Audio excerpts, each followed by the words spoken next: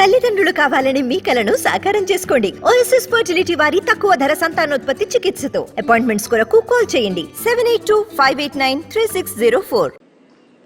ఇది గద్దరన్న గారి గుర్తు చేసుకుంటూ మాట్లాడేటువంటి అంశం. నాకు గద్దరన్న గారికి చాలా సన్నిహిత సంబంధం ఉంది. రాష్ట్ర కాంగ్రెస్ నాయకత్వం ఆ రోజు పిసిసి ప్రెసిడెంట్గా రేవంత్ రెడ్డి గారు, ఏఐసిసి ఇన్ఛార్జీలుగా ఉన్నటువంటి మాణిక్రావు ఠాకరే గారు అందరూ కలిసి తెచ్చుకున్న తెలంగాణ రాష్ట్రం బందీ అయిపోయింది, ఈ బందీకారాల నుంచి దీన్ని విడిపించాలి, తెలంగాణ సమాజం కన్న కలల్ని నిజం చేయాలంటే దాన్ని అర్థం చేసుకున్నటువంటి ఇందిరమ్మ రాజ్యం కాంగ్రెస్ పార్టీ అధికారంలోకి వస్తేనే వాళ్ళ సమస్యలు పరిష్కారం అవుతాయి.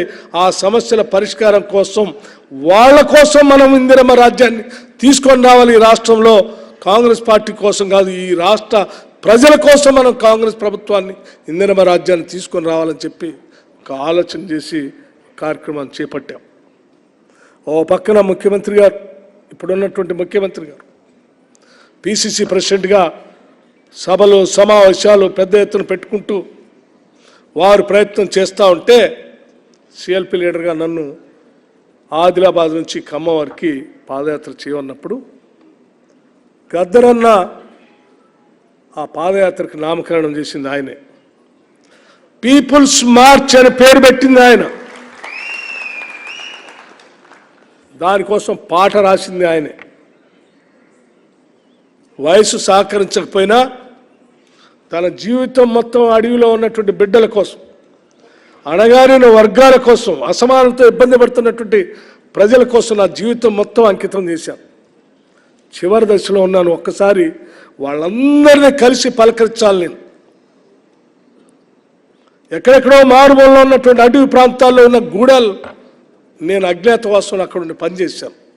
వాళ్ళని కూడా కలవాలి, నీ పాదయాత్రలో నేను కూడా నడుచుకుంటూ వస్తాను అక్కడి నుంచి అని చెప్పి అక్కడి నుంచి పాపం ఖమ్మం వారికి నడిచారు. వారు కూడా ఆరోగ్యం సహకరించిపోయిన మండు టెండలు కలిసిన పరిస్థితి దగ్గర పాత జ్ఞాపకాలు, ఆయన పాడిన పాటలు, ఆయన కలిసిన స్నేహితులు, ప్రజలు చెప్పిన సమస్యలు అన్నీ చెప్తూ ఒక మాట చెప్పాడు మా అందరికి. ఆనాటి కాంగ్రెస్ ప్రభుత్వాలు తెలంగాణ రాష్ట్రంలో ఉన్నటువంటి ప్రజల సమస్యలు పరిష్కారం చేయాలంటే చర్చల కోసం నక్సలైట్లను చర్చలకు పిలిస్తే ఆ చర్చల్లో అందరు చెప్పింది ఒకటే, భూమి సమస్య చెప్పారు. ఆనాడు గద్దరన్నే దగ్గరుండి వారికి వీరికి చర్చల సందర్భంగా కూర్చొని మాట్లాడి అజెండా తయారు చేశారు.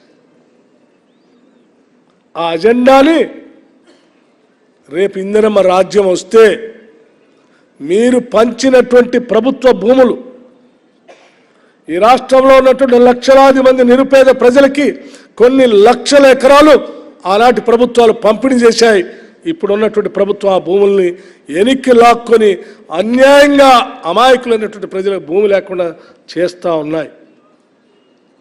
తిరిగి ఆ భూములన్నింటినీ కూడా ప్రజలకి అందించే కార్యక్రమాన్ని చేయండి మీ ప్రభుత్వం రాగానే అని చెప్పి ఆయన ప్రతి దగ్గర మా అందరూ చెప్పాడు. అందుకే మా ప్రభుత్వం ఇందిరమ్మ రాజ్యం రాగానే మా ప్రభుత్వంలో ఉన్నటువంటి మంత్రిమండలి మొత్తం ముఖ్యమంత్రి గారి నాయకత్వంలో తప్పనిసరిగా పేద ప్రజల కోసం ఆనాటి కాంగ్రెస్ ప్రభుత్వాలు కానీ తెలుగుదేశం ప్రభుత్వం కానీ ఇతర ఏ ప్రభుత్వాలైనా పంపిణీ చేసినటువంటి భూములన్నీ కూడా ధరణి పేరు మీద ఇప్పుడున్నటువంటి ప్రభుత్వం అన్యాయంగా అక్రమంగా లాక్కుంటే వాటిని సరిచేయాలంటే ఈ ధరణి అనేటువంటి మహాభూతాన్ని పక్కగా పెడితే తప్ప వాళ్ళకి న్యాయం చేయలేమనేటువంటి ఆలోచనతోనే రాష్ట్ర మంత్రిమండలి మొట్టమొదటి సమావేశంలోనే ఈ ధరణిపై నిర్ణయం తీసుకుంది.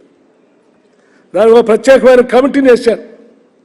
ఆ కమిటీ ద్వారా ఈ రాష్ట్రంలో పేదలకి, బడుగు బలహీన వర్గాలకి అనేక దశాబ్దాలుగా ఉద్యమాల ద్వారా వచ్చిన హక్కుల ద్వారా చట్టాలుగా ఏర్పడి ఆ చట్టాల ద్వారా వచ్చిన భూములను కాపాడటం కోసం ఈరోజు ధరణిని ఆ సాఫ్ట్వేర్ని పక్కన పెట్టి సరిచేసి ఆ ప్రజలందరికీ న్యాయం చేయాలనేటువంటి ఆలోచనతో ఈరోజు రాష్ట్ర ప్రభుత్వం ముందుకు పోతుందని కూడా చాలా స్పష్టంగా చెప్తా ఉన్నాం.